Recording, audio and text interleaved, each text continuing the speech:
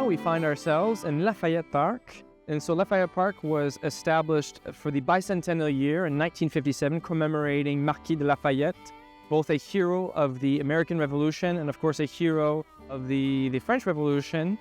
Within this park, not only do we commemorate someone that was very important for Franco-American history, the combination of French and American history, but also we commemorate a Franco-American giant, the father of the Franco-American press here in New England. Behind me we find a statue of Ferdinand Gagnon. Ferdinand Gagnon, who was a son of Quebec, who, while following the different migratory movements into New England to work in the mills that we find conveniently behind Monsieur Gagnon, continued in his sphere of journalism, where he founded the first Franco-American newspaper.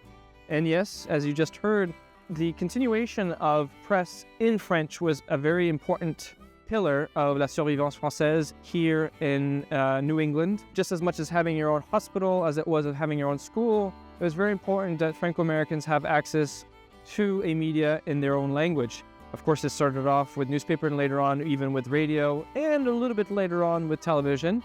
Ferdinand Gagnon is known to be the founder of the first newspaper, which was La Voix du Peuple, or the voice of the people. And he was very much the voice of the people, as he was often called upon to speak on the behalf of French Canadians, as he was a born speaker in both English and French.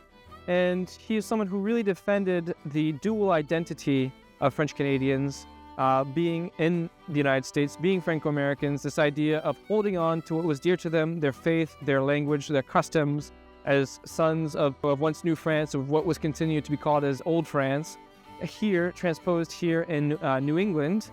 So he founded that newspaper, which was somewhat short-lived here in Manchester. He moved on to live in Worcester, Massachusetts, where he founded Le Travailleur, or The Worker.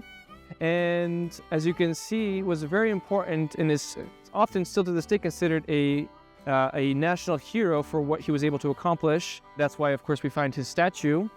And as a life that was well-lived, also made it a life that was also shortly lived, as he only made it to his 37 years. And within those 37 years, however, he was able to accomplish quite a lot for the advancement of French Canadians here in New England.